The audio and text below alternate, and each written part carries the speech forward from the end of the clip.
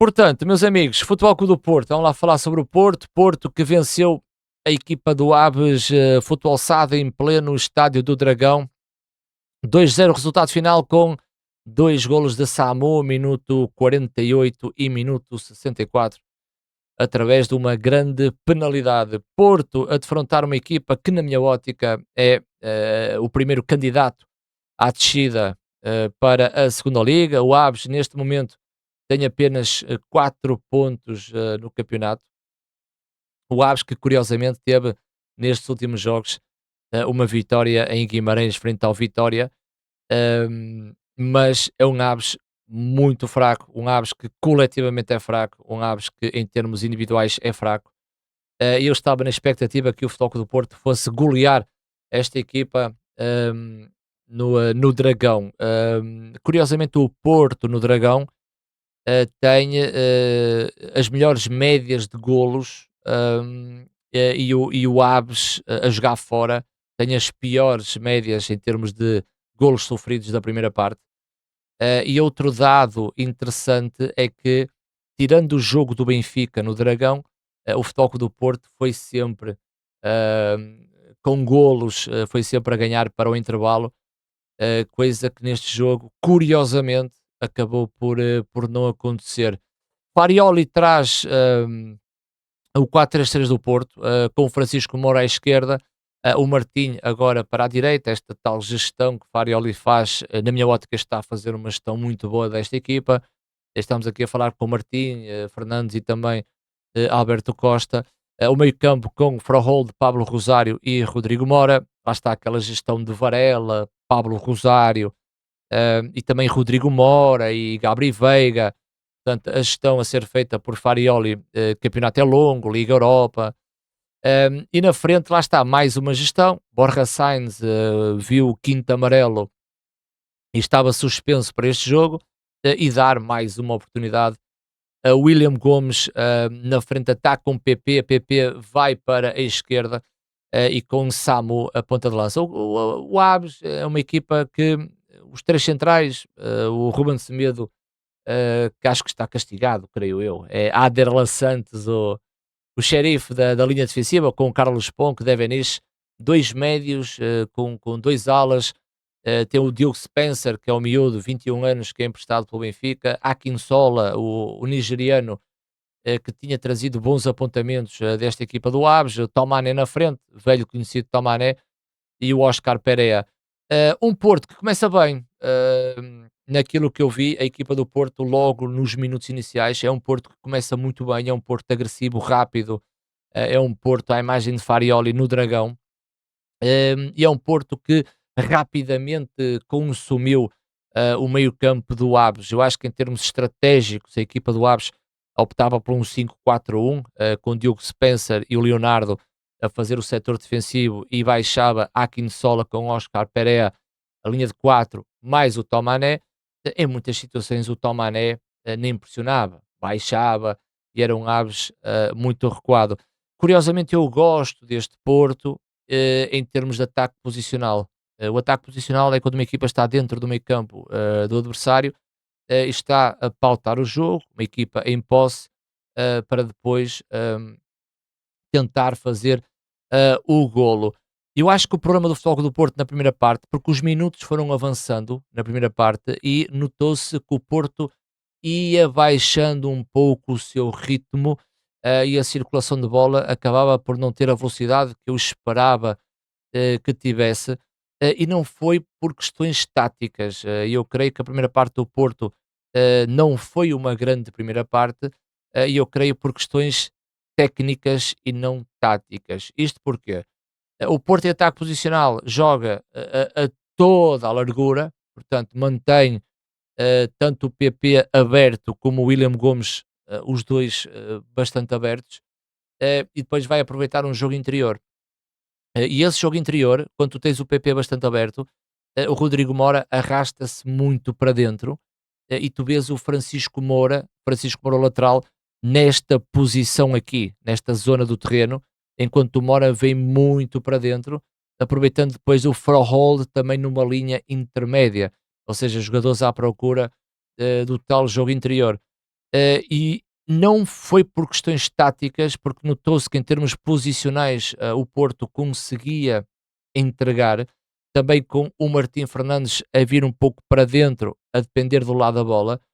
O que foi errando o Porto foi na questão técnica, ou seja, o jogador que tem a bola, que é o portador da bola, tentar definir e decidir bem, ou o último passe, que não foi saindo por parte da equipa do Porto, ou então através de cruzamentos sem sentido. Uma equipa, quando faz um cruzamento sem ganhar a linha de fundo, acaba por ajudar a equipa que está a defender, porque está de frente para o jogo. Tu tens Carlos Ponk, Aderlan Santos e Debeniche, são jogadores que, estando de frente para o jogo, vão claramente defender melhor. E quando eu digo que o Porto deveria ganhar a linha de fundo, não é ganhar a linha de fundo para efetuar o cruzamento. Não. É o Futebol Clube do Porto aproveitar a sua largura com William Gomes e PP e conseguir a superioridade numérica no corredor para tirar vantagem sobre os defensores do Aves. E em muitas situações que na segunda parte isso aconteceu, o Porto entra nesta zona e tenta definir com um passo atrasado, com um passo para o lado, para poder finalizar. E foi um Porto que muitas vezes, mesmo nesta zona aqui, no bico da grande área, efetuava imensos cruzamentos para a área. Não foi uma questão tática, a meu ver, foi mais uma questão técnica, que seria um problema para Farioli ao intervalo tentar manter uma equipa ligada e tentar ajudar o Porto a definir melhor essas situações e claramente que uma segunda parte foi muito melhor. O Aves é uma equipa tímida, o Aves é uma equipa ferida, o Aves é uma equipa sem confiança e nota-se claramente que o objetivo do Aves era retardar o gol do Futebol Clube do Porto, era defender bem, para depois sair no contra-ataque, em que em pouquíssimas situações o Aves até poderia aproveitar alguns erros também técnicos e posicionais do Porto, até porque o próprio Diogo Costa teve uma saída em falso, saída que depois acho que deu a lesão de Diogo Costa, até porque Cláudio Ramos saltou para a segunda parte. A segunda parte mudou e eu creio que teve muito a ver com essas tomadas de decisões e com os aspectos mais táticos, mais técnicos da equipa do Futebol Clube do Porto. O Porto entra mais forte, mais rápido, com uma circulação de bola muito maior. A diferença é que nos primeiros minutos da primeira parte e os primeiros minutos da segunda parte é que dá o golo.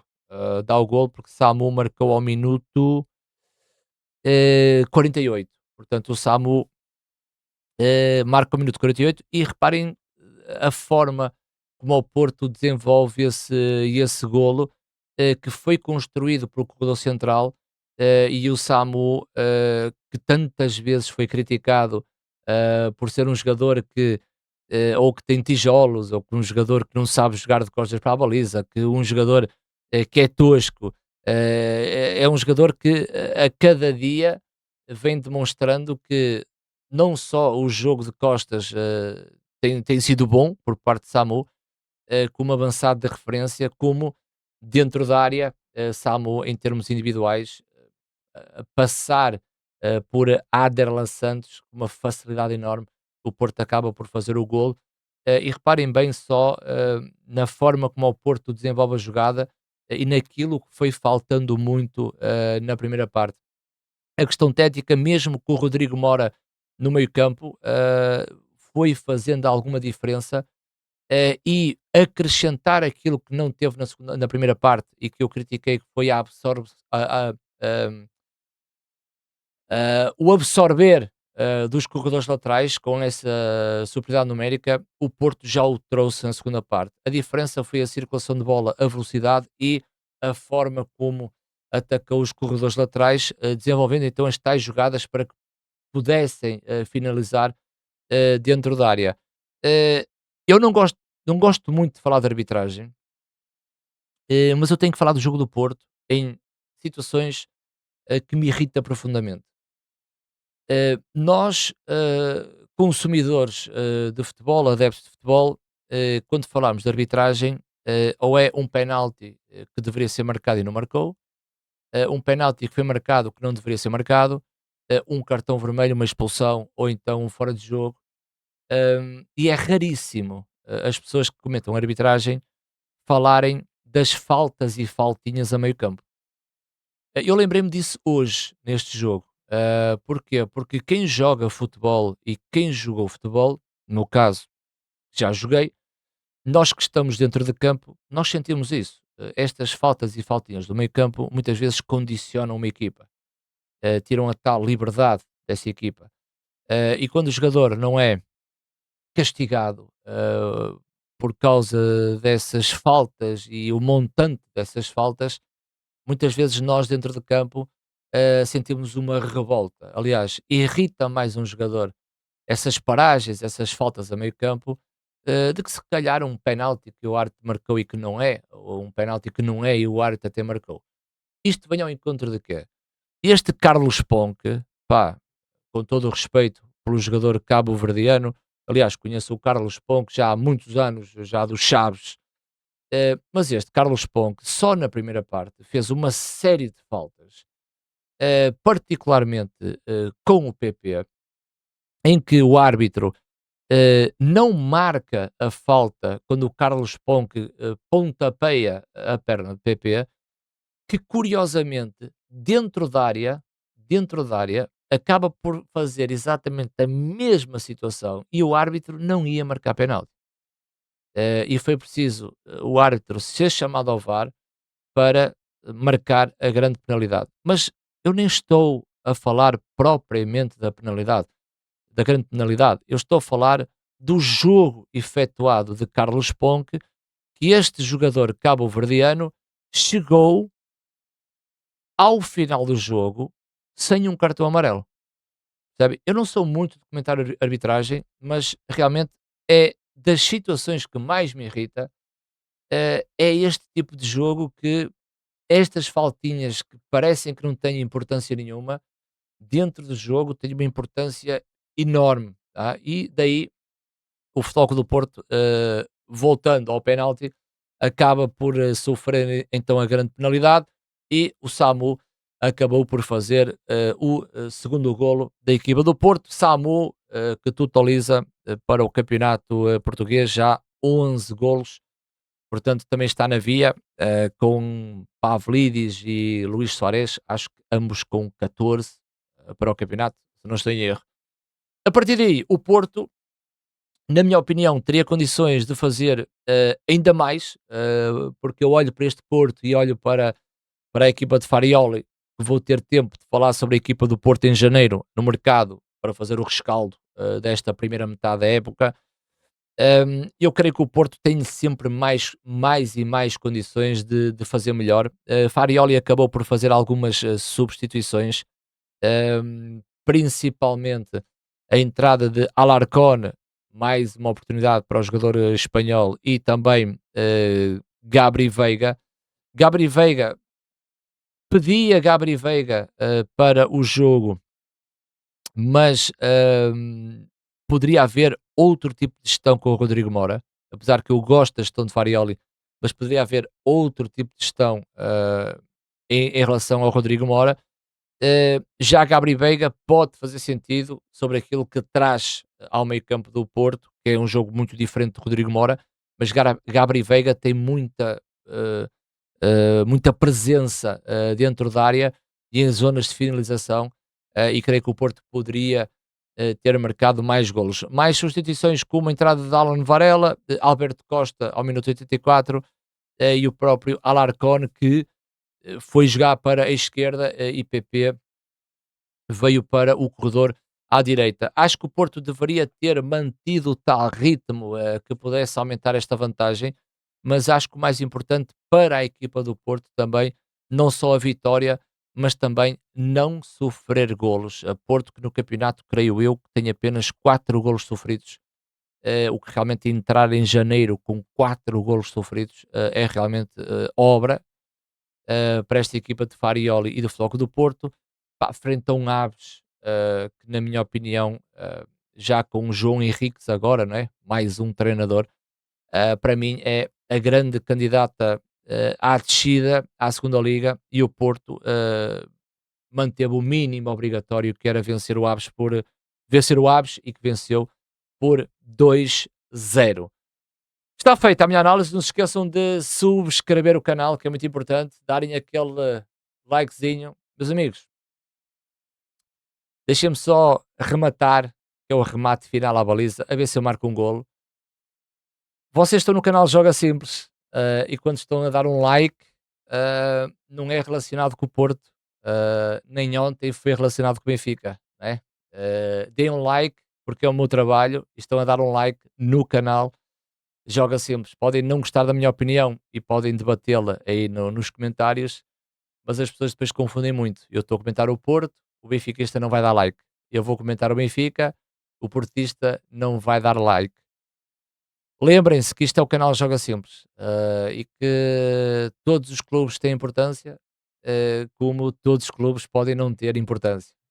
Mas no fim o que conta é que este será sempre o canal Joga Simples. Eu conto sempre com o vosso like naquilo que é o meu trabalho e não a vossa afiliação. Está bem, meus amigos? Mensagem sobre o último vídeo do ano, espero eu, é desejar-vos boas festas, boas entradas e que tenham o dobro do sucesso de 2025 já para o próximo ano. E da minha parte, um abraço a todos, um bom ano a todos e estamos cá novamente em 2026 para falar de futebol.